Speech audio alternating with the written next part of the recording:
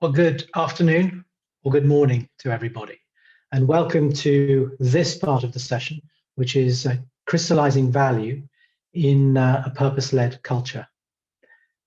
Now, so many of you may have seen some of the presentations that we've had so far.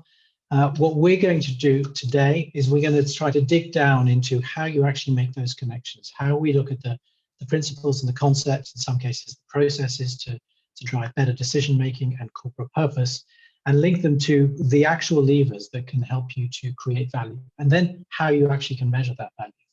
And we're talking about financial value here. With me today, we have Tracy Cherrington, who is currently the CEO of Credit Suisse Asset Management, formerly the COO. So she will give us a fantastic perspective of what it's like to be, if you like, internally focused and what it's like to be externally focused. We have Lola Ninuevo, who is the COO at Wells Fargo. She has also spent time in a number of different sides of the business, front office, and also from a control point of view, and will bring an extremely valuable perspective to this as well. And then Ruth Steinholtz, who is a founder of Artwork. Now, Ruth has been a corporate lawyer for many years. She's been in the industry. She has both been a coach and if you like, and a consultant, but prior to that was very much at the heart of the business. I'd like to welcome them all to this conversation, and I have not done any of them justice. You can see their bios certainly on the website, but what we have here is a wealth of experience in facing the challenges of dealing with very complex organizations, dealing with cultures, dealing with the purpose of the organization, either goals of the organization, and trying to find a reconciliation between both doing the right thing and actually making money. And that's the fundamental basis of this whole summit. Purpose, not necessarily over profit, but purpose with profit. So welcome, all three of you. Now, before we get started, what I'd like to do is just set the scene. So I'm going to share a few slides with you all. And this is designed just to get the juices flowing, to shape the conversation. And then I'm going to rely on my co-presenters here to really start to dig under the surface. So I hope you can all see this. So what we're looking about is achieving purpose by aligning culture with a coherent strategy over the long term, and how the chief operating and control officers can really make a difference. If we take this to the first step, we think it sounds logical. Quite often we talk about good business comes from good behavior, fundamentally.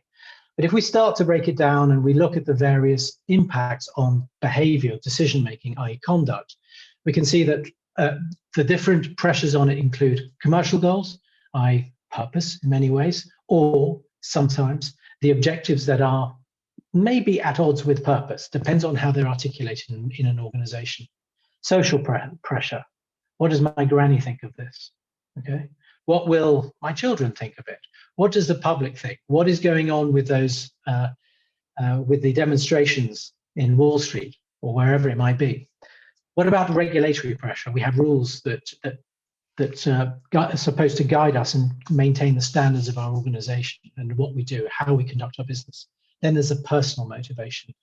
Myself growing as an individual, what does it mean to me? How does it make me feel about myself? And then there's the financial motivation, of course, which you notice I've got last in the list, even though for many it might be first.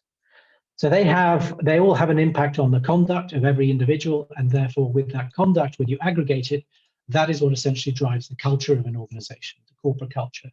It's linked to goals and strategies, vision and mission, values in the organization, both personal and corporate.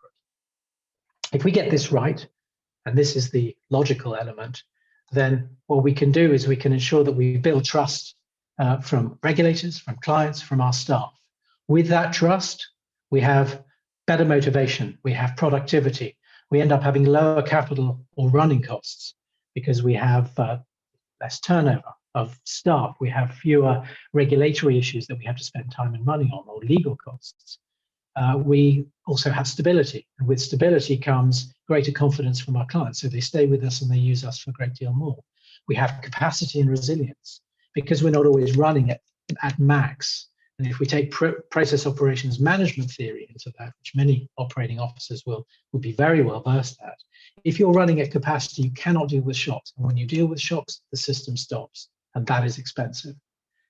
But if we do have that consistency, that stability, it drives increased revenues and it drives increased margins. And that comes through innovation and productivity. The innovation of our staff, the productivity of our staff, the people who are really, really delivering the business. And fundamentally, that gives us a competitive advantage and commercial success over the long term, which I would imagine that's really what we're all after, isn't it? So I'm just going to break some of that down a little bit in order to stimulate the thinking and some of the discussion. Let's take a very complicated slide, which is ultimately when you can take this away and you can look at it. But when you look at what really creates competitive advantage, it's customer validation. The customers like what you do, they're willing to pay for it, and they stay with you. You have trust from your customers, good value for money, good quality of your services, whether it's products and services. For that to happen, you need to have products that don't cost too much to produce, but also fundamentally that they are value creative, that they perform as they're led to believe. And those of you who know the regulatory environment well can start to hear some of the constant tones from the regulator, that they perform as they're led to believe. Trust, looking after customers' views. But in order for those products and services to work, we need a powerful innovation and productivity engine in our organization. And when we look at what drives innovation, there are a couple of elements. Now, this comes from strategy theory, from some of the leading minds in strategy theory and innovation theory. The fact is that there are basically two elements to innovation: challenging the orthodoxy and profiting from discontinuity. And when I say profit, it simply means taking advantage of when things change, which means you have to know when things change. And if we align that with our purpose and our culture guidance, we look at purpose as in what we are here to achieve, whether it's our environmental positioning, our industry positioning, our economic and social impact, our customer approach, whatever we're trying to deliver, is delivered by a strategy. The strategy are the actions that you're going to take to deliver your purpose. And who delivers your strategy? Well, it's your staff. It's the whole organization. And for them to be able to do that, they need to understand the purpose and the strategy, know what you're trying to achieve, so they're aligned with it. And they also need to have at the forefront the tools of the guiding principles of the organization. Quite often we call this the values. But these are things that give them the guiding parameters when they're making decisions, which don't require anybody at senior management to come down and tell them what to do. And this again harks back to the first session we had today, which was on mission-oriented teamwork and decision-making, which is drawn from the military, where you ensure that people have the tools, the understanding, the clarity of purpose, but also, if you like, the autonomy and the authority to make decisions at their level, because they're the ones on the battlefield. We're not on the battlefield, but we still talk about our colleagues as being on the front line. So these are key principles that enable those people to deliver the strategy. It's not senior management to deliver the strategy, it's the people who are facing the clients. And for those to work, again, we need a powerful culture. Culture that's driven by conduct, which is the aggregate of conduct, and drives that conduct itself. We're going to talk in separate sessions about what culture really is and how we can look at it. But if we look at some of the four pillars of that, this is, if you like, a model that has been used by the UK regulator, the Financial Conduct Authority. In 2018, they coined this framework about what drives culture. And then we talk about governance, which we can address on day 3, leadership, which we're talking about today, purpose, which we're talking about today, and reward and recognition. Not something that we're necessarily talking about over the next 3 days, but something which we must not forget. We can give people the tools, we can give them the frameworks, we can train them, but if they are not rewarded to do the right thing, they will not. And underpinning all of the motivation that people have, not just the right reward programs, but their own personal, if you like, intrinsic reward mechanisms, such as their ability to do things their way, to develop themselves as individuals. And another tool which is part of it is this cognitive diversity and reflexivity. These are resources which are fundamental. It means that people will respond. They They think they're challenging orthodoxy, and they will certainly take advantage of any discontinuities. They will also flex when we hit a crisis, and we're going to talk about that in a later session about dealing with crisis. So what this does is an attempt to position culture as a fundamental driving force for success within the organization. And you can see how we link it to the success. The next step is how we manage culture. So if we look at this in practice, let's take those 4 pillars just as an example. There are many other models. There are ways that different organizations look at this. So how we align personal, corporate, long-term goals, how we give people a sense of autonomy, and the sort of training that balances behavioral, contextual with technical capabilities and aligns them with the corporate goals. So this is about how we align purpose at every level. Governance, which is creating clarity of roles and responsibilities. It reinvents some of the reporting, the metrics, which will be important to making decisions. The management information, and we're going to touch on that a little bit today. Also, we foster constructive debate and discussion, the engine of innovation, but also the absolutely critical element that allows us to know when things are going wrong in an organization. The sooner we know it, the cheaper it is to fix it. And the quicker it is to fix it, and you can turn something into a positive. And part of this governance needs to create a lessons learned culture, the ability for people to take stock of what has nearly gone wrong or has actually gone wrong, learn from it and move on without a blame culture being there. And leadership, we've talked a fair bit about that today and this morning, but leading by example. And we're going to talk, I'm absolutely sure we're going to have a discussion about that, so I'm not going to go into it in too much detail. And then, of course, the reward and recognition element. How we might find ourselves rewarding people for A while hoping that they do B, which is a classic case study in most business schools. And what this can help us deliver is this personal operational resilience, innovation, mastery, client value, risk-aware working, alignment with corporate purpose, and the trust, the internal trust and support that allows people to deliver with integrity and autonomy. So, it's complicated.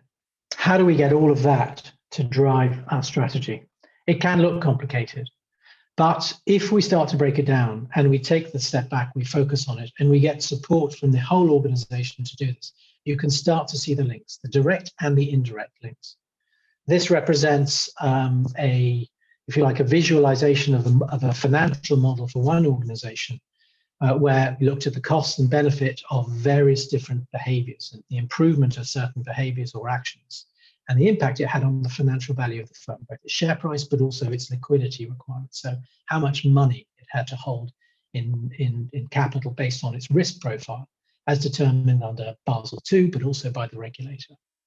It also looked at the direct impacts of, for example, whether the individuals were going to stay, or they were going to really lose your best performers and have to replace them constantly with a disruption that caused. And this was all built into a fairly complex model in order to get a return on investment calculation that would support that organization's continued investment in culture of the organization. Now, it looks messy, but you can actually break it down any way you like and create the links. And I put this as an illustration because it is possible to do this. It is a question of just taking that step and starting to make the logical links. And then you can talk to anybody who may be a skeptic. One can convince the global head of equity derivatives in some cases to completely change their mindset and start focusing and recognizing that culture is possibly their most valuable tool in terms of creating returns for the company. And I'll show you one example of how that works. With this very same model, I'll show you what the returns are. But when you look out there at what has happened in the industry, that most ethical companies, for example, outperform other parts of the sector by, say, 14%, also, and over 5 years by over 10%. So that's just in the market. Now, this was a sample which was very specific, but I'm going to take you even more specifically to this one company that I have shown you.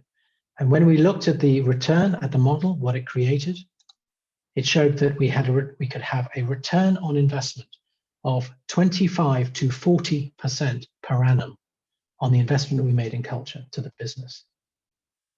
And the reason it was so large is because it affects the entire organization. It could reduce the capital requirement by, say, $700 million by getting the probability of a risk event down from, say, 1 in 50 to from 1 in 25 to 1 in 50, or 1 in 50 to 1 in 100 years, or whatever, however the calculation went. But it was all based on absolute financial modeling based on the organization. And it was used to talk to the chairman of that organization to convince him to continue investing in the culture program, and it worked. So what? So what does this mean for the COOs? And this is where we're going to get into the crux of it all. So the COO is responsible for running the business, as we all know. We've been talking about that, and we're going to continue to talk about the role of the COO.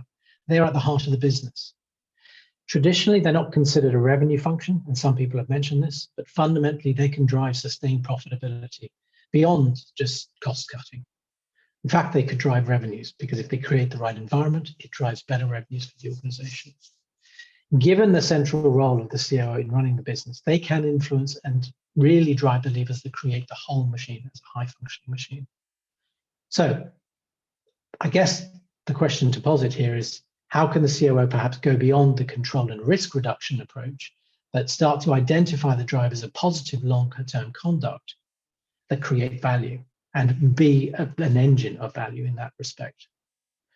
Some of the levers, as we look on the side on the right, are things like human capital optimization, operational design and practice, reward framework, realigned risk assessment, innovative risk, training and development tools, and then innovative management information using new technologies. Now, these are all perhaps more familiar terms that we can relate to as COOs, and are part of the discussion over the next couple of days, and have been part of the discussions we've had in webinars with COOs on things like operational resilience from a regulatory perspective over the last few months, but also the return to work, how we manage performance, and how we're going to manage the workplace. With all of these areas of focus for the COO, driving this conduct and culture value set and lens through the whole organization can make a huge difference, and really will be able to drive value. So there we go. That, if you like, is just trying to take that perspective, move away slightly from the costs and the risk, and move towards how we turn that into a value proposition in the right way for long-term purpose, not just short-term return on equity demands from a shareholder, something which is going to drive the firm in the long term. And with that, what I'd like to do is perhaps turn to Tracy. So Tracy, as I mentioned before, was a COO. She's now CEO, so has seen both sides of this particular coin. And I'd love to get your perspective on that, Tracy, if you could give us the benefit of that.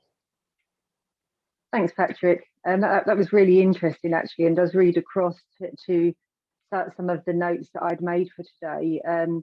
So yeah, I'm Tracy Cherrington. I've been with CSAM in the UK for 24 years. Working in various roles. As Patrick said, I took on the CEO role last May through some quite challenging times, but had previously been the COO for CSAM for the previous 5 years. And so I think when we look at the subject we're talking about today, that there's 4 key headers for me. It's purpose, culture, conduct, and behaviour, which are 4 headlines that Patrick called out in his presentation. And I think as the CEO, I'm the responsible executive for the culture, the purpose, and the behaviour of the company.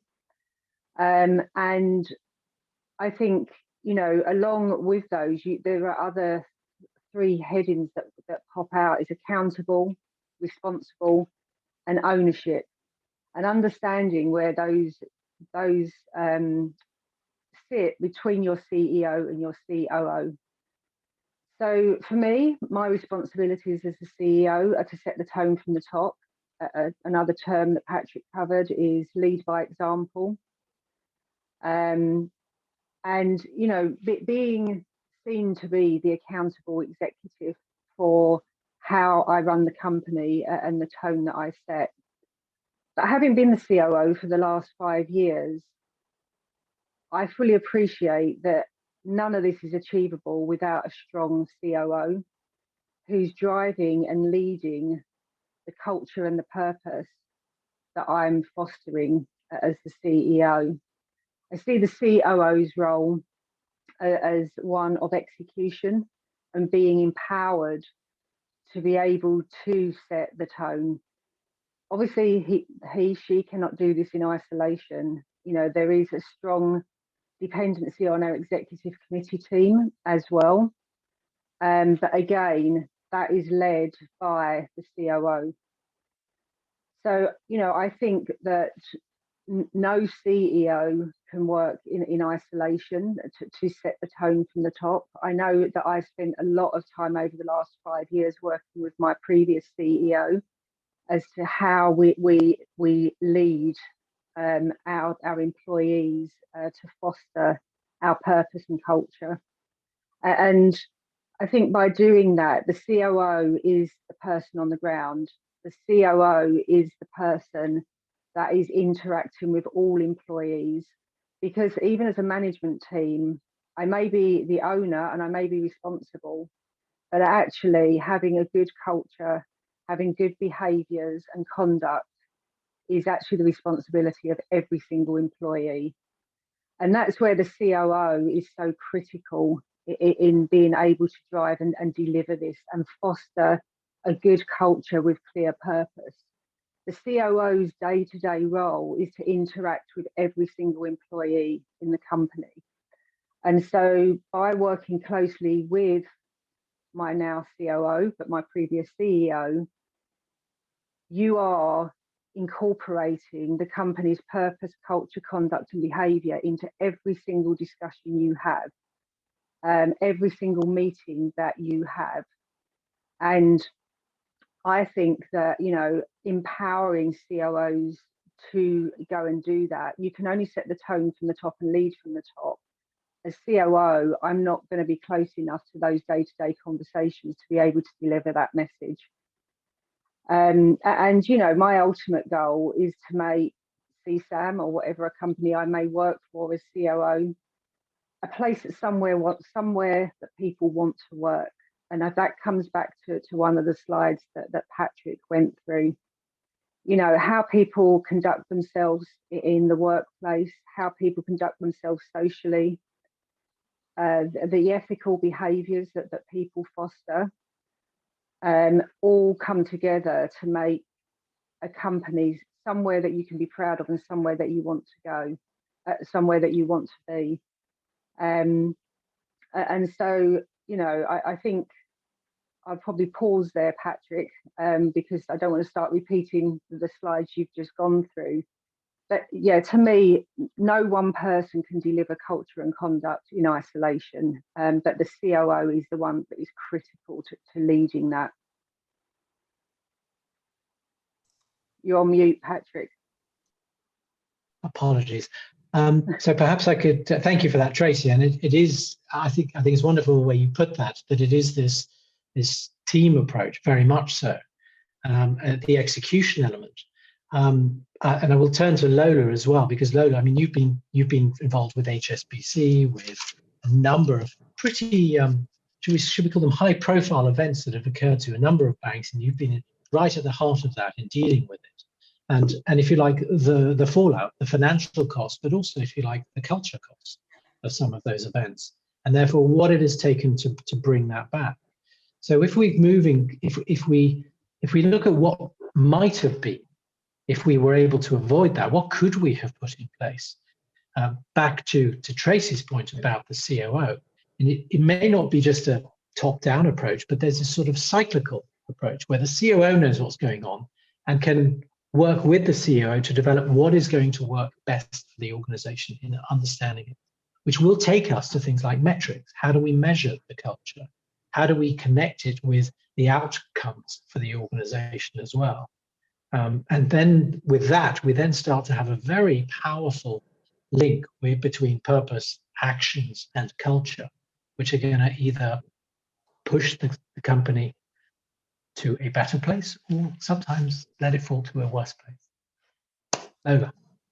No, thank you, Patrick and Tracy. And I agree. It's interesting because I have had the benefit of working over my 25 years in financial services, everything from a trading floor to working in the second line in the era of counterparty credit risk management for derivatives, and then operations and tech roles. But I also did a stint in compliance for 3 years at an enterprise level at HSBC, and then came back to be a COO. And I definitely think that experience has set me up to be a stronger COO given the expectations. And I was thinking about this and the role of the COO and the mandate and how it's evolved since the crisis. And I think it has really changed.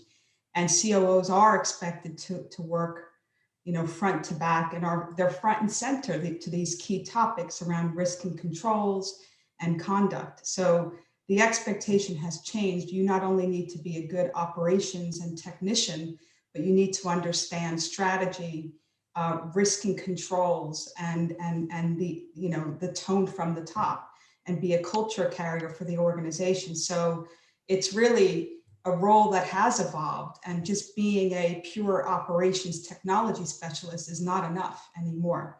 So I think we are uniquely placed to make a difference. And I was thinking about, again, one of the few roles where you do have a holistic view. And if you think about, in my day-to-day, there are often many new requirements coming into organizations. And often it's said, well, let's have the COO pick it up. And two things happen. One is either the person who should be accountable doesn't really want to do it, so the COO takes it, or it's not well defined enough, so it makes sense to give it to the COO to go away and figure it out. So I do spend a lot of my time figuring out where things should belong. And that makes me, very focused on accountability and clarity of ownership, because if you get that right, that also drives the right behavior. I think the second thing I think about is, in terms of the mandate, is the COO is running the bank or running the organization day to day, and our job is to deal with problems. So we have an opportunity to be role models for how to deal with bad news.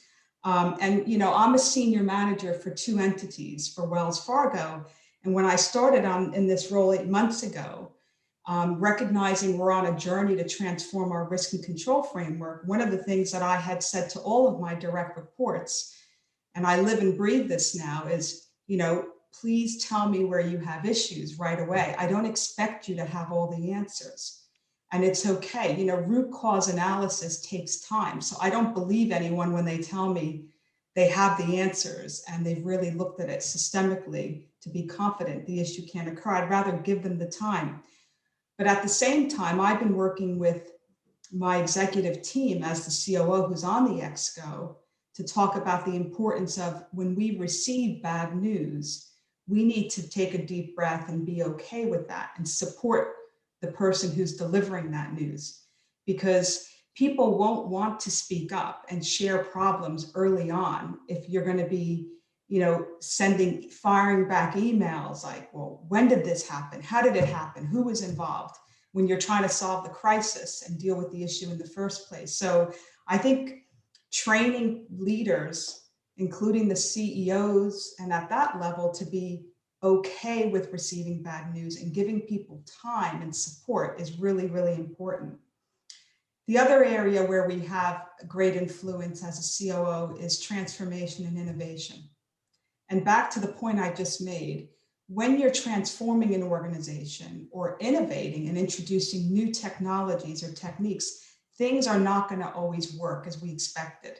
We know failure rates can be quite high when you're using innovative techniques and new technologies. So again, this all links in that we have to create an environment that, we have psychological safety and people feel they can make mistakes. So it all links together as COO, and as we drive the simplification agenda, that improves risk management, that improves innovation, and our purpose, which is to serve our customers and to create the right working environment for our employees so they can thrive and serve our customers. So the COO is you know, to me, it's a role that I have found incredibly challenging, and probably, you know, one of the most interesting roles today. Difficult to be clear on your mandate and have a brief that is you know, stable, but I think it's quite an exciting area to be. And we work with the control organization, depending on how some organizations set up. The controls function sits within COO, given, you know, the nature of, you know, the operational running of the organization. Sometimes it sits outside, but they're critical functions that have to work cooperatively. So yeah, that's kind of my take on some of the levers, how it fits with the COO mandate, and how we can support the C-suite and the CEO in setting the right tone from the top. Thank you, Lola. That's excellent. There are a couple of points I'd like to come back to, which you stated, which have such extraordinarily clear connections to some of the other sessions we have during these three days, including the fact that you talk about support of staff, which is going back to serving to lead, as the first webinar today talked about. I'd like to turn now to Ruth, because we're starting to talk about levers, and we're talking about the right behaviors, driving those right behaviors. We talked about psychological safety. You just raised that, and it's something we've got an entire session about on Wednesday. But how we can perhaps convert that from being non-dysfunctional, if you like, into something which actually starts to create value, and some of the ways in which we can measure how that is performing before we get to a point where there's a problem, or when we can see that there is more we can do to drive the right sort of attitude and behavior, which will drive the innovation that you referred to, Lola. Ruth. Thanks, Patrick. Just a couple of words about my background. I think, like possibly many of you, I think basically I specialized in being a generalist. I was a corporate lawyer, but I was also responsible for incident management, security, risk in some general sense, and ethics and compliance, and have worked in a number of countries. I've been based in the UK since 1991 permanently. But I think that the importance is when you're general counsel or COO, you do have a view across the organization that's kind of unique, and obviously from different perspectives. But the point is that you, in order to be successful, you learn to work together with, cooperate, challenge, etc., people in other functions. And you learn just enough about those other functions, possibly to be dangerous in some cases, in my case perhaps. But I think that what I came to about 9 years ago was the need to get out of the sort of legal aspects of things. I consider myself a recovering lawyer, if you ever recover from being a lawyer. And to move into focusing on building effective ethical cultures, and being able to transform or maybe evolve culture, and to be able to track and understand whether your strategy around culture change is actually working. And in order to do all of that, in my view, you have to start with values. So I will talk a little bit about values, but I can't emphasize enough what the other speakers have said here and in previous panel, the point about the role of the CEO, because what we tend to have in organizations is a fair amount of fear-based silo behavior going on. And we have to break down those silos or we're not going to succeed. And as Lola and Tracy have both said, it's not one person that can do this. And also it's no longer the case, in my opinion, if it ever was, that HR is responsible for culture or values. But there is this tendency, and there has been a tendency in the past for people to say, oh, well, that's an HR issue, I'll let them take care of it. And that's a real issue in my experience working with companies. It can actually be a barrier. So we have to have this challenge around silos in organizations. We need to help foster cooperation. And the other thing about the advantage of being a COO is that we need to do this from a holistic perspective. So the measuring tools that I use look at it's based on a 7-level model. And the basic simple point is that all different aspects of culture are important, including systems and processes. And that's often forgotten in this whole thing, that your systems and processes can actually stop you from getting where you want to go. You may have a great purpose and values, et cetera, but if in any way your systems and processes, including of course incentives, performance management, but many others, are creating dysfunction of any or wasted time or frustration in your organization, that's going to be undermining what you're trying to do in incorporating purpose. So just to start for a second about values and how it's related to purpose. So I think values, in a way, are the energy for motivation. They drive the embedding of purpose and culture change in your organization. And one of the big things about values that I don't think that many organizations have grasped in the past is that you can't just shoot them out of the C-suite and expect that they're going to fall like rain all over the organization and take root in the soil. You need to grow them from the bottom up. You need to identify, those values are there, but you need to identify them through a consultation process, an internal dialogue. And there are several reasons for that. Two most important ones are people will own them if they feel they've had any part in helping to identify and describe them. And secondly, because you need to have a sense that they are aligned to a certain extent with the personal values, Patrick talked about this earlier, of the people in your organization. You can have the greatest values in the world, but if you have a bunch of employees who really don't care about those values, you've got a disconnect somewhere. Either you're not been hiring the right people or there's something wrong with your purpose and values. And I have a concern that too many values sets out there, we're just kind of, oh, well, I think everybody has respect, so we'll have respect, and everybody has integrity, so we'll have integrity.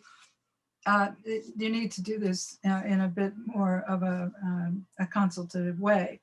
And I think the other thing that's so wonderful is that most people are looking to find meaning and purpose in their work. And let's face it, most people in the industries that we work in, they work long hours.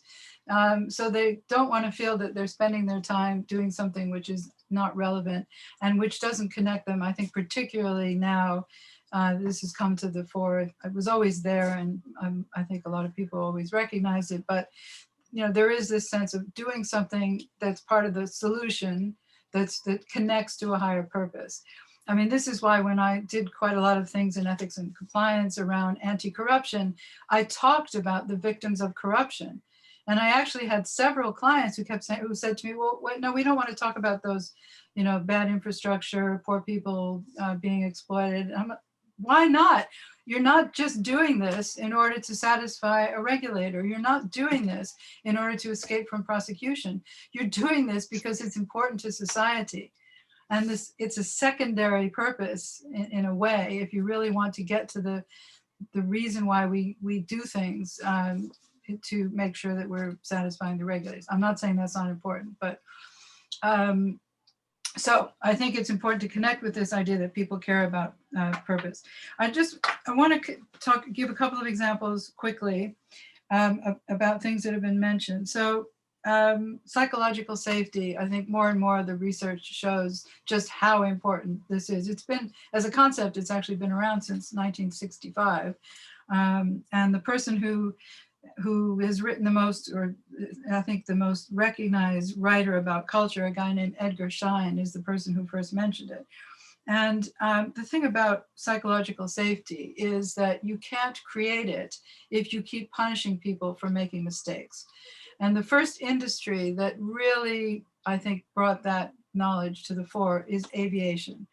I've co-authored a book called Ethical Business Practice and Regulation. And one of the things that we looked at specifically was, what did the aviation industry, the aviation safety industry do? And obviously there have been some deviations from that in recent years. But what they did was they took the punishment aspect out of the reaction to mistakes, honest mistakes, or mistakes where various people did different things and it all came together in one big mistake. But unintentional behavior for a variety of reasons is not punished in the aviation safety industry at all. It's used as a way of learning. And more importantly, within the industry, it's shared. So there's an ability to learn, not just within one company, but across many companies. And until we can get this into our own organizational structures, it's going to be difficult to create psychological safety. My last role as general counsel was in a petrochemical company. And there are two things that I can say about that. First of all, the company had just gone through a huge program, step change in safety, and really meant it. And I was a member of the executive team. And in the course of the years that I was there, bad things did happen occasionally, usually process safety or other kinds of episodes. And immediately there would be a root cause analysis, and that root cause analysis would be brought to the executive team by the people who were involved in making the mistakes and if there were mistakes or whatever happened. And the conversations, the thing I noted there was how calm the conversations were. They were about, okay, how did this happen? Why, asking why, until we get to make sure we understand what happened and what are you going to do about it. It was never about who's to blame. And it's tough because as human beings, we're always looking for who's to blame. And then I think the other thing that I would just like to say is that it really is, as Patrick said, important to view this as a driver of high performance. When I first started talking about this 15 years ago, it wasn't so easy from actual studies to prove this. I think that that train has left the station. It's very clear that organizations who are purpose-driven, values-driven, and who really walk the talk are more successful. And there are a lot of reasons for that. And I think within your organizations, when you're driving this and looking at investment, et cetera, it is important to really look at it through that lens. Because if you look at it only through the lens of we're doing this because we want to avoid fines, we want to avoid going to jail, which basically nobody thinks they're going to do anyway and rarely do, people will become cynical and they'll think, oh yes, we're just doing this because it's the law. And that isn't why we're doing it. And I think in that sense, that it will connect, as we said, with this purpose driven and individual purpose that people have. So, I mean, those are just some of the examples. There is an example over time. Nedbank in South Africa, for example, did a whole change in their culture, et cetera, based on values. There's a case study I can show you that showed basically they improved all of their financial measures as they improved their culture using this measuring tool that I use, which we can talk about. But I'll turn back to Patrick. Thank you, Ruth. Thank you very much. So some prime examples, and the psychological safety element has come up time and time again in a number of discussions. But perhaps, Tracy, I could turn to you because with this role of the CEO, the question of creating, if you like, that personal involvement. Ruth talked about this motivation of aligning purposes, and some of the theory, when we look at it, has changed from what we currently do in investment banking, broadly speaking, which is we use a stick and carrot approach. Daniel Pink calls it motivation 2.0. The reality that in creative industries such as ours, the most powerful motivator is 3.0, which is purpose, autonomy, and mastery. It's that intrinsic value that people get by feeling that they're part of something which is worthwhile and knowing that they themselves are not just doers, they're the receivers of instructions, but they're ones who can create and who can drive the organization and the solutions, which gives them a real sense of value creation, which can be part of that, that powerful driver. And from your point of view, you talked about, being accountable and the carrier of culture and purpose. Do you see sort of where the role of the COO, for example, could help in really crystallizing the links and therefore creating, in some cases, the measurements that would allow you to create a reward framework. And I say reward, not pay framework, but a reward framework that encourages that sort of motivation through whether it's psychological safety, the actions of senior management, and even middle management. Because on the first webinar this morning, there was a conversation about through the coronavirus pandemic, and I've seen this with a number of other industries as well, the results, that there has been a sort of almost a sidelining of middle management, as senior managers have suddenly found themselves working much more closely with people who are really on the front line. And it's created this incredible welling up of enthusiasm, productivity, motivation. And it may be a controversial question to ask, but are the days of the middle manager numbered, frankly, in our industry? If we can actually get that much more direct connection with those who have the purpose and the vision and set the culture, with those who are actually supposed to be exhibiting it. Yeah, so that was quite a big question, Patrick. So I'm sorry. Pick it apart. Take it as you want. Just say the link. How would you as a CEO, see sort of some of the actual practical measures, if you like, to driving that performance level that yeah, I think there's a couple of points. I think that so CSAM is a relatively small company. We're a headcount of 73 people, which I think in some ways makes the role of the CEO easier because I have got transparency, of all the employees, but equally we're part of a large global organisation that drives our values, that drives our conduct, but you have to keep bringing it back to the company that you're responsible for. I can't ignore that I'm part of a large global organisation and we foster sort of the principles and the values of the company. But I've always made a point, both as COO and as CEO, of bringing it back to, but what are CSAM's values and principles and objectives? Because we're a very different beast to the investment bank and the private bank. And so you can't always rely on a banner set of values and principles, which I think touches on a point that Ruth made. If we're just going to pick that the core principles and values that most people live by anyway, are we not just ticking a box?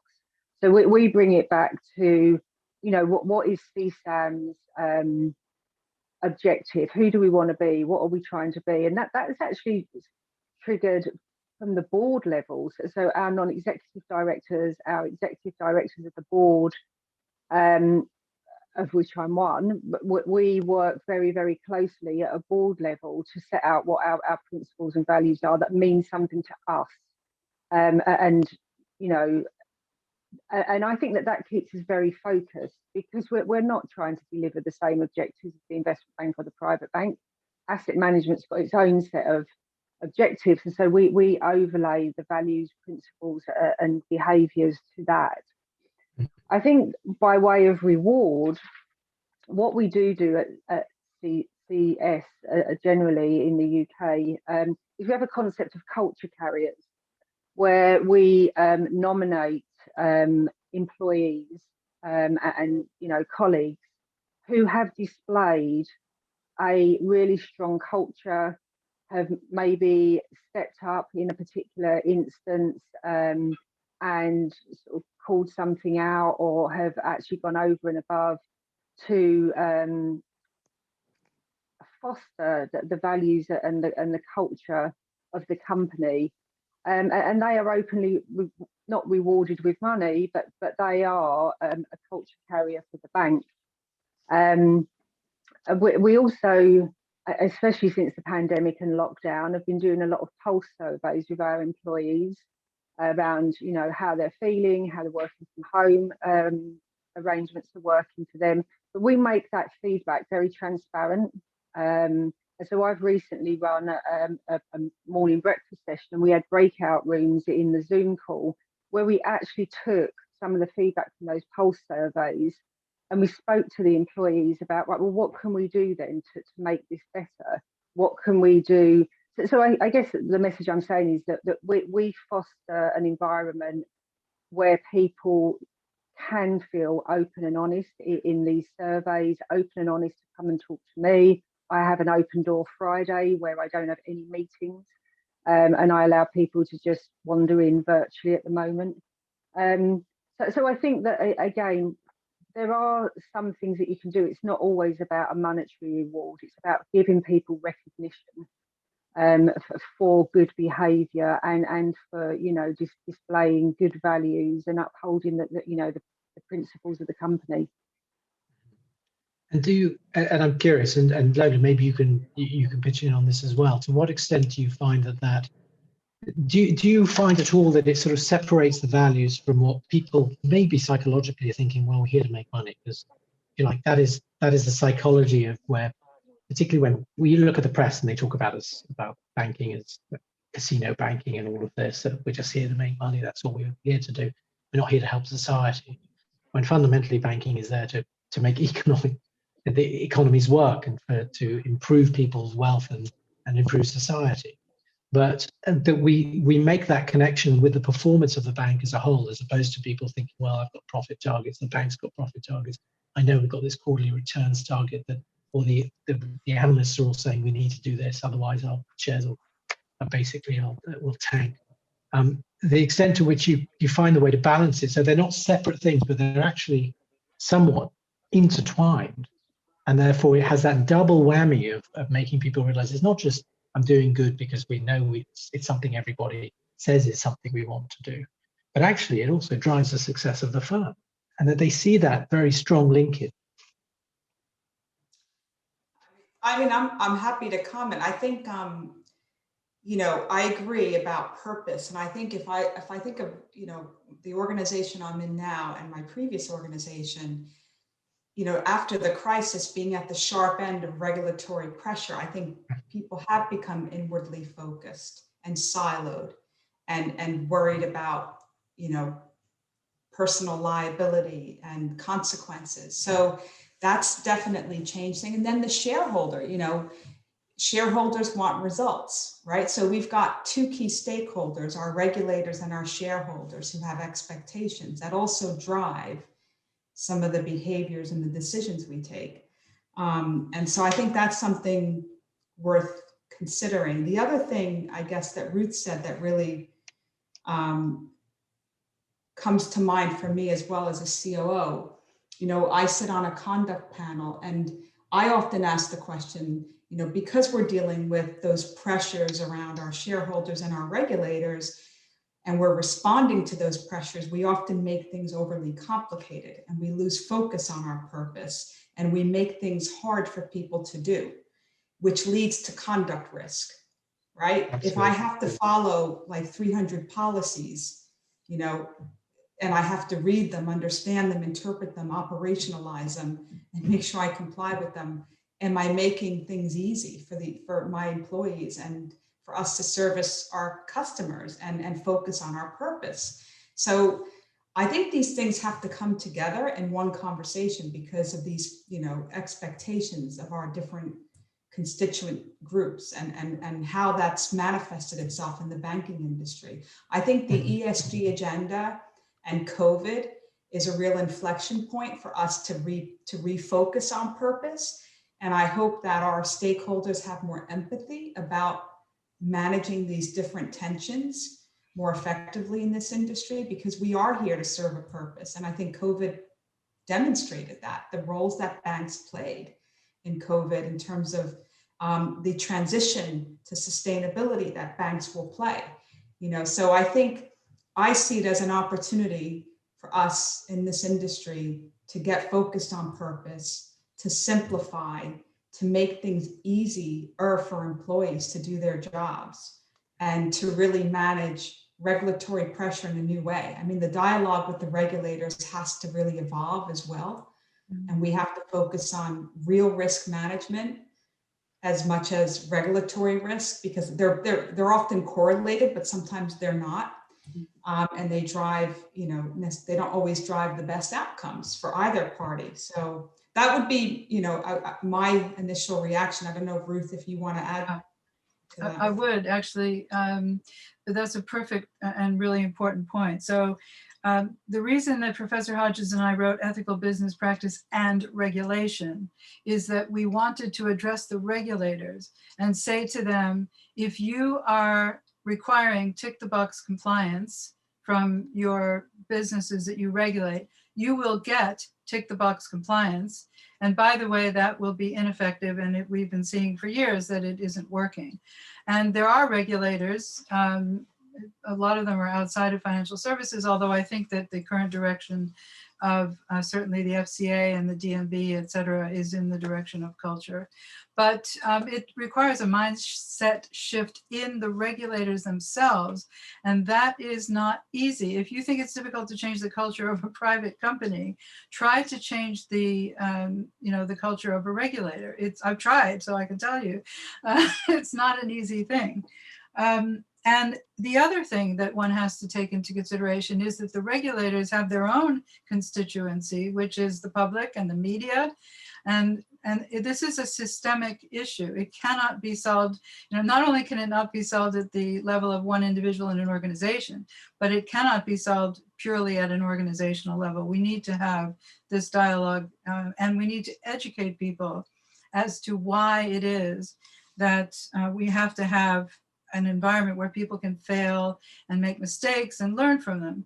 And people say, well, nobody's going to accept that, but they've accepted it in aviation safety. And as a result, we don't have a plane a week falling out of the sky, which is what the aviation regulators and experts will tell you would have been happening if we didn't have psychological safety in an aviation perspective. So I think we have to stop deciding what we can't do and just know what we have to do and be advocates and get into dialogue with regulators and understand what the pressures are on them as well, so that everybody can make a sort of a win-win. The other thing one quick thing I'd like to say, and that is that the amount of communication that this all takes is far greater than anybody ever thinks. And it is down to simplicity. I really can't say enough how much I agree with what Lola just said. Is we've got so much overcomplication and people just won't engage. And so simple communications, consistent and regular, with obviously walking the talk. I mean, if you say one thing and do something else, forget it. But I think as senior leaders, we underestimate the amount of communication that's required, and including with one's own team. I mean, I can't count the number of times I said to my team, look, I don't care if you make a mistake, but I really care if you cover it up and don't come and tell me immediately, because I can't fix it, or we can't fix it. And I would still find with some people that they would go to my PA, or maybe they wouldn't say anything for a little while. And I had to make sure that I really role modeled somebody came to me and admitted a mistake, and in front of the whole team, I would congratulate that person and thank them and engage in a conversation about, okay, what do we need to do to fix this? So that's a great example. And when you take that back to the conversation about people on the ground doing this, that they when you think about a team, they look at their team leader, they look at those who are successful above them, and they model that behavior because they think that's how I will be successful. When you look at the way the culture of an organization works, there's plenty of academic research to demonstrate this, that your behavior will change from a minute to minute, hour by hour, depending on what is around you and the messages that you're getting. So consistency across the board is critical. And the only way you get consistency is, as Lola says, not 300 policies, but actually a fundamental principle and purpose and values which the organization understands, and a very, very clear prioritization of what's important for the organization in terms of behavior, decision-making, raising concerns, learning from mistakes, innovating, looking after the customers instead of oneself, and that is consistent through all the actions of every manager at every level, that they are starting to drive that behavior. With that, you can then have a very good conversation, Ruth's point, with the regulator to point out that your conduct is alive. In any conduct regime, the UK and the Netherlands have perhaps the most advanced, if you like, conduct regimes, but it is filtering it. It's in the US as well. You know, banking culture is starting to become a major issue there. Despite it being a rules-based regulatory environment, it is seeping in everywhere. And as you say, though, with the with ESG, COVID, and so on coming in, this is becoming more important because the rubber has hit the road. We've had to experience it through COVID, and the line manager stepping up and making more autonomous, better decisions has been noticeable within organizations. So it's proof that that element of autonomy that they've had to exhibit is very powerful for productivity in the organization. So then your point is the conversation with the regulators, getting online with them. Now we've got more later on in the week where we're going to be talking about the 3 lines of defense work we've done with a number of the members of the Armstrong Wolf community.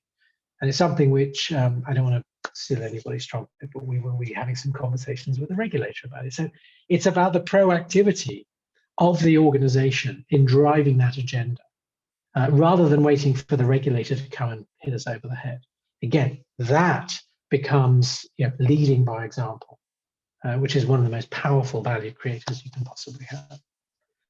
So what about, perhaps we can turn a little bit towards perhaps measurement. I mean, you've talked a little bit about that and how we can actually determine if our culture is on the right track. And how, if you like, how can we take something as nebulous as culture and conduct and create something simple which tells us whether the levers we're pulling are actually working, that they're making a difference. Because by the time it gets to the point of a shareholders meeting in a year's time, or the share price, it's too indirect. You need to know what's happening now. You need leading indicators fundamentally of where things are going right. And I'm just curious as to where the COO has access to levers and the resources quite often to decide which levers to start to use. And I'll be interested in some commentary around that in terms of the driving the right sort of culture, the right behaviours. Anybody, Tracy? Show the slide. Do you want to show the slide, Patrick? Yes, you're right. Yes, you're right. Ruth had a slide on. She mentioned this, I think, before. Let me bring that up. There is. Here we go. One example of it, but this is an output effectively. The key thing is within an organization, how do you create this, and how do you create this, if you like, communication line within it? So let me go to this. So this is about data. Yeah. About giving yourself the data. So just, am I muted? No, okay. So this is one way of measuring culture. This isn't to take away from a lot of the other things and levers and measurements that people have been developing. But this is a Barrett analytic. It's been around since the mid-1990s, been used by quite a lot of financial services institutions. And it's a 3-question. What are your top 10 personal values? What are the values and behaviors you're experiencing from day to day in your organization? And what are the values and behaviors that you think would drive the greatest success, your organization to the greatest success? It's based on a 7 levels model, which I'll mention later if we need to. But basically it covers financial and health and safety. It covers a feeling of relationship and within the organization, systems and processes, change, energy for change in the organization, purpose, making a difference, internal alignment, as well as making sure that you have a sense of the importance of your strategic partnerships and a more long-term view in terms of long-term success and ethics and et cetera, sustainability. So those are the 7 levels. But this is an example, and these are real examples of, so you ask the questions, people are given lists, they choose the list. Now, without knowing anything about this method, just to know the blue dots are positive values and the red dots are what we call potentially limiting values. So you can see from this that this is an organization in a mess, basically. If you look at the current culture of this organization, the chances of it being successful in the medium to long term, I would say, are relatively low unless they address these issues. So as a manager, this tells you several things. First of all, it gives you a sense of what's important to your own employees if you look in the personal values column. So you know from this, and I know that this is, people are answering this themselves, so maybe they're making themselves to be better off than they are, but we always say answer this as to what your real values are, not the ones that you wish you had. And it's anonymous. The samples are always big enough so that people can't be identified. So the point is, this is a group of people who have very positive values, which would be certainly aim and integrity, doing the right thing, good conduct, etc. But when you put them in an organization that has as many problems as you can see in the middle, the chances of them being frustrated and perhaps disengaged are pretty high. And everybody here knows the fraud triangle. And another way of looking at this is the fudge factor from behavioral science, which is the extent to which one can cheat and still feel good about oneself. And that's a very elastic concept. In an organization like this, the chances are that people would feel frustrated, and maybe a bit of cheating here and there they might feel it wouldn't go amiss. But the other thing I particularly like about this kind of tool for management in terms of culture is the desired culture values, because these are the antidotes to the problems that you have in the culture. So there are a lot of other levers, and Patrick and others will talk about them, but as a sort of baseline, trying to understand what's going on in my organization. And you can cut this by business unit, function, department, whatever you need to do in order to be able to figure out because culture, of course, isn't the same in every part of the organization. It's a very useful tool for measuring culture. It's a useful bit of analytics, and it's the basis for a dialogue. It's also a good way to figure out what your values are. So that's one way of measuring culture. It's a great introduction in a way that you can take that, you can see where you need to spend your resources. So it means you're not doing a shotgun approach. You're seeing where you can get the best bang for your buck in terms of changing behavior within the organization. And this is where, again, technology, there are other systems out there and tools which allow you to do this, linking to the desired values of your organization. If those desired values are then linked to performance and therefore to value, you've actually got a really nice, neat, and very, very clear framework for managing culture, which regulators are looking for us to do, and as we've just seen, are critical to the long-term success. You go back to the shareholder question that Lola raised. We have shareholders with short-term views. Are they our true shareholders? They're major stakeholders, but are they the most important at this particular stage? Well, they can sell shares. And where do we have the dialogue with them as well as the regulator to ensure that what they're getting is the right sort of longer term value in the organization? So you can start to have this sort of, you're breaking down something which seems nebulous into much more quantitative levels that allow those who are very Excel minded, like almost every single banker, to be able to recognize it and understand it. So are there tools that you see, so Tracy, Lola, that or similar ways in which you're starting to see at the organization start to pull levers within it to change, if you like, mindsets? I can pick that up because my answer is going to be quite brief. I think this is an area we struggle with. I think that measuring bad culture, bad behaviours, bad conduct is relatively easy because it's visible. I think we still struggle to measure good culture. What does good look like? And is it the fact that you've not made any errors, not made any mistakes, mean that you've got a good culture, or that you've just not spoke up about it? So I still think there's a long way to go on measuring good, definitely in our organisation. Yeah, I think I would agree with Tracy. It's an interesting area. And I would say, I always think of, we have this discussion, do we self-identify enough issues? And if the numbers are low, is that a bad thing or a good thing? And I think it depends on where you are in your journey, right? And the maturity of the organization. The other is, as you're improving things, things will get worse before they get better. But that's good, because that means things are beginning to work and you're having the right conversations. But no, I agree. I think it's a tough area. I think we, in this period of remote working for this business, which is very, very unusual and unprecedented, a natural question is, what MI have you received to satisfy yourself that things are working as expected?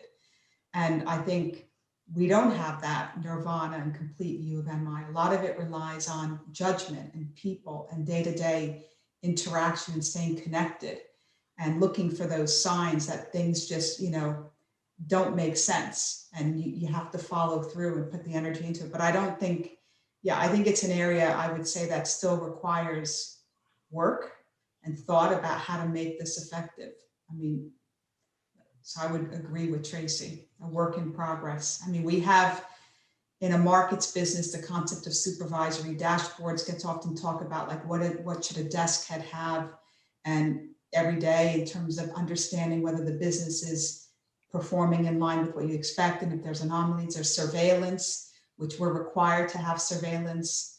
But beyond that, I think is a real question of how far you go and what's available. I don't know if Ruth, if you have any other perspectives on this, given your work. There are so many different people developing what they're calling cultural measure, and some of them are measuring cultural effectiveness. People are measuring a lot of different things, and they all have their place. I think having diverse sources of information is not a bad thing, but my view is that you need something like this that gives you a holistic view of your organization in order to make sense of those pieces. And that's my feeling, that where I've done these cultural values assessments now with quite a number of organizations, and they have really been useful in driving whatever, first of all, in diagnosing things that they wouldn't have known were going on or couldn't really understand. Why certain things were happening in certain ways, but also then in sort of fitting together all the pieces of the puzzle and joining the dots. This kind of an exercise, in my opinion, is really grounding, and it has that benefit that we talked about earlier, of that because it involves all of your employees and it doesn't cost any more to do 25 or 250,000. It just depends on how you cut the data. It really gives you the ability to involve people in creating that organization that they want to work in, and helping you as leaders understand, what's really important and what's important to you as well. So I think, we should be open to a lot of different ways of looking at aspects of culture, but we need to be careful to think about, well, what is this holistically and how does it all fit together? And back to your point, Tracy, about, and Lola as well, about what we're looking for, leading indicators. Clearly, supervisory and the traditional metrics tell you when something has gone wrong, which is kind of a bit late. Yeah. You want to know when things may be going wrong or when they're going right, so you can say, "Oh, that's working. Let's do more of this." And I mentioned, I think in the slides earlier on, this concept of a balanced approach to technical, contextual, and behavioral competencies. So, do people understand the context, which allows them to make better decisions because they're not misconstruing something? Do they have the behavioral, so they understand how to create a courageous atmosphere, to create psychological safety? And there are ways that you can break this down into for almost competency frameworks where you look at learning needs. And that itself becomes a tool for driving into people's minds what your purpose is and what your values are, because it shows how important those things are.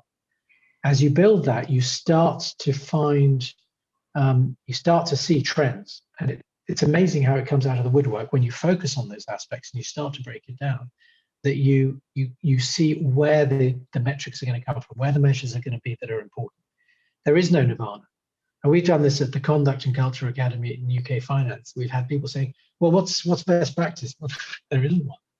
Because most organizations need to work out what is important to them, first of all, and then build something that works, whether you're large or small.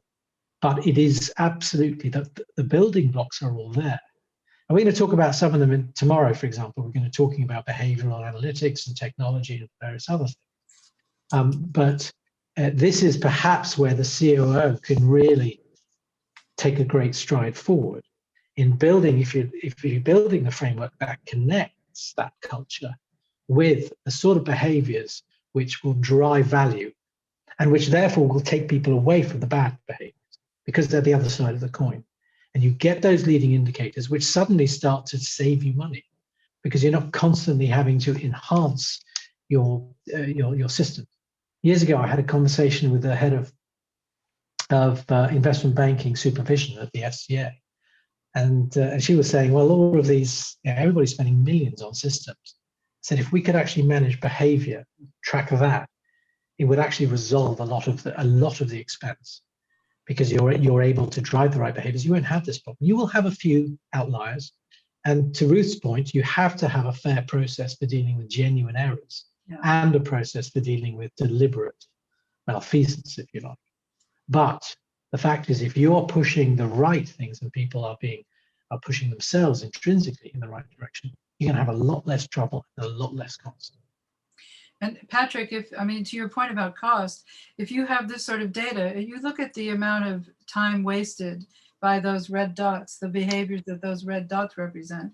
There are some management teams who will take a look at this and actually put a number on what they think is being the cost that's being generated by all of these dysfunctional behaviors, which is a good way to figure out how much you might want to invest in fixing your culture to get rid of them as well. So that's a very fair point. Well, excellent. So as we go through this, we talked about psychological safety and what we can build out of that, and create that environment. Is there anything else that we're missing here? Ruth, Tracy, Lola. Sorry. What about ethical decision making and as a skill? Yeah. Okay. And not just how to make the ethical decisions, but how to implement them. That's a big skill.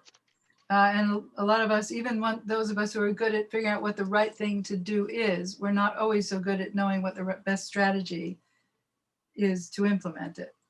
Like the time that I mentioned at a senior leaders meeting, that probably at a time when we were cutting costs, it was not a good thing that some of the executives were driving Porsche Cayennes into the parking garage.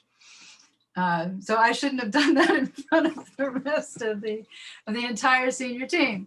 But if I might have had a better strategy for making that point. But it's things like that, is how do you get allies and to change things so that you don't put your own job at risk when there's something very serious that you need to report. So those kinds of strategies, giving voice to values is one technique for that, which is excellent and a lot of companies use. But I think we underestimate the skills required to do some of this change. You're right. And ethical decision making can be a powerful discussion to have, and that can come through, for example. You mentioned this, Lola, and Tracy as well. The whole question of root cause analysis. When things have gone wrong, or if there has been a near miss, for example, how do we go about it, and do we a lot blame? And even if we don't do it overtly, is there that question of blame? And do you as individuals, because you are at the hub, and like you said, we may not have the measurements, but you have measuring tools. They're called human beings, right? And they can see what's going on and get a sense. And I'm not sure if it was who it was who said, if you give me a data point versus an anecdote, I will always pick the anecdote because it's much richer in terms of seeing what is actually going on in an organization, in a situation. So getting those feelers and those connections, those networks. It's interesting because, the senior manager's regime is an interesting one when we're dealing with a live incident. Which senior manager is ultimately accountable? And we have dependencies on the ecosystem in terms of managing risk, but ultimately the buck has to stop with an individual. So that does foster a little bit of that, well, it's not my accountability. Yes, I have a responsibility to the individual who is accountable, but ultimately it's on them. So, you know, I try to be ethical in that approach and say, look, even if it's not my direct accountability, how can I support the right outcome here? Because I can add value to the situation. But it is a real challenge. And I think it comes back to the, you know, I mean, this is unique to the UK, and although it is rolling out in other jurisdictions like Australia and I think in Hong Kong, but you know, that kind of, it's in black and white. You have a statement of responsibility, and for these requirements, you are accountable, even though you are dependent on the broader organization. So it's an interesting one, Ruth. I don't know if it's something you've thought about in your work on linking that to ethical decision making, because that is about the senior manager making the right decisions and demonstrating reasonable steps and how he or she may have managed a specific issue. I think that that's the senior managers regime is a bit of a double-edged sword in the sense that, yes, it's important that people know what they're accountable for, but it's a very process-driven thing, and so again, are we creating more complication?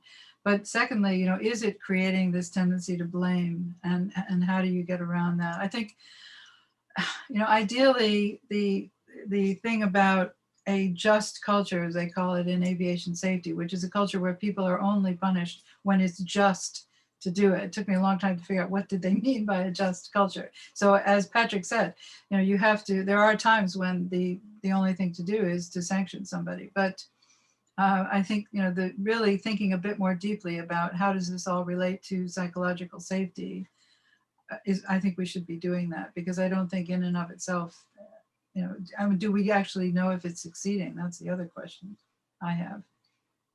I don't know the answer to that. But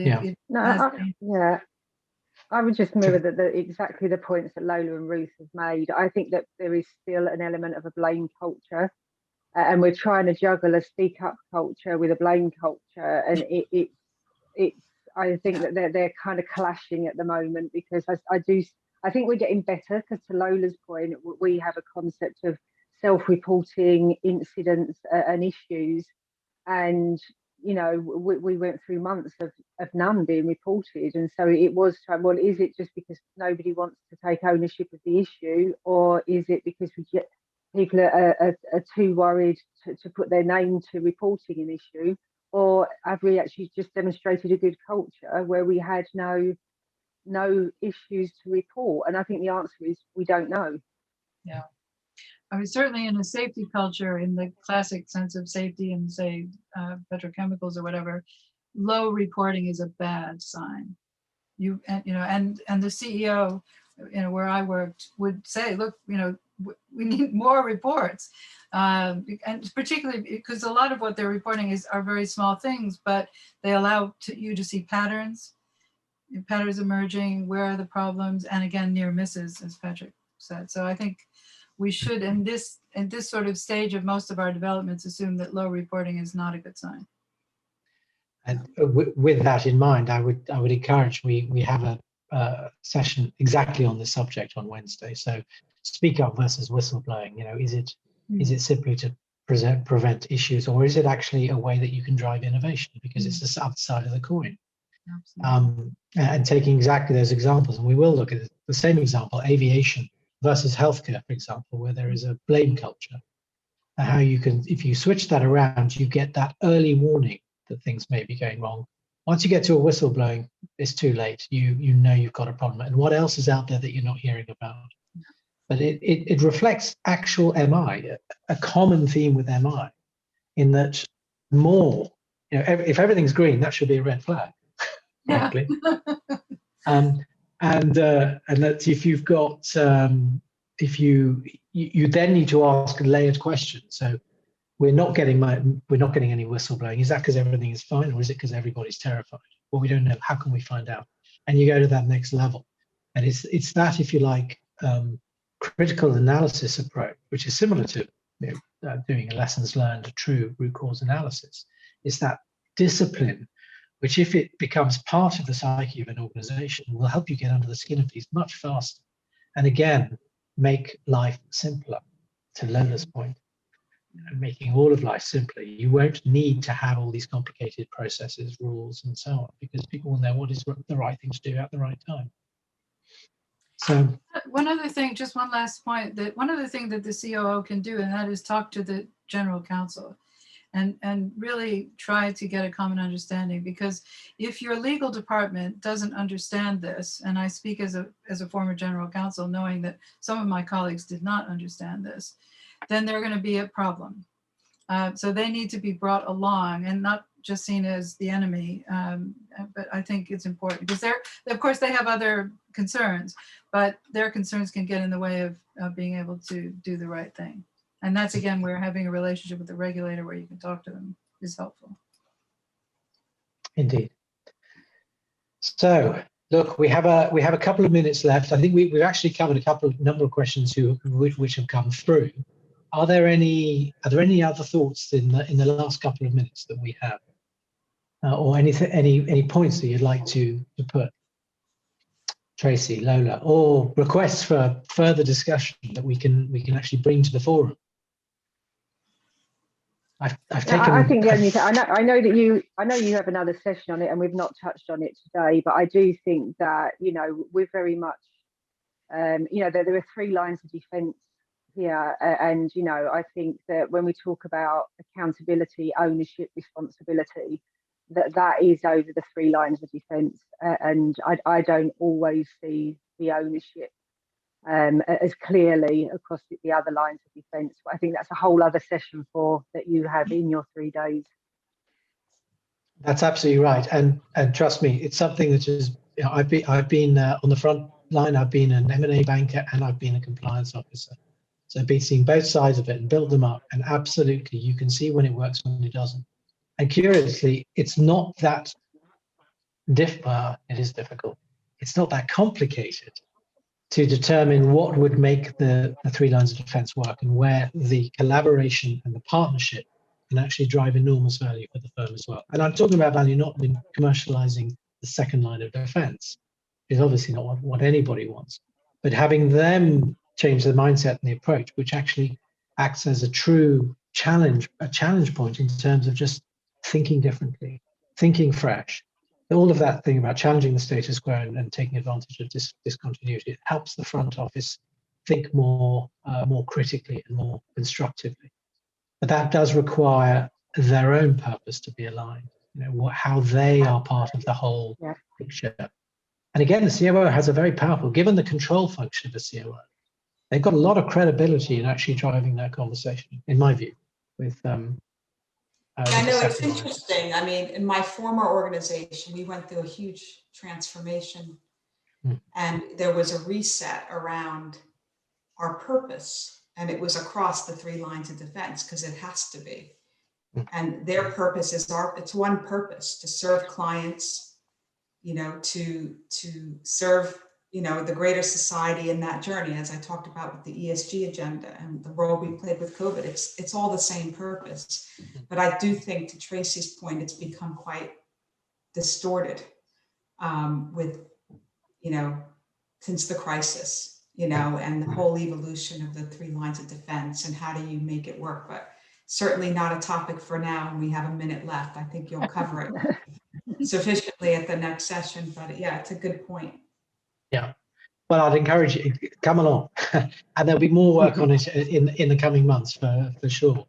And it's a subject relatively close to my heart as well. So, look, listen, I'd like to thank you all. We've come to the end of our time for a wide-ranging discussion, and as perhaps we didn't quite expect, it sort of moved in different ways. Thank you for your openness and for your experiences. I hope it's been helpful.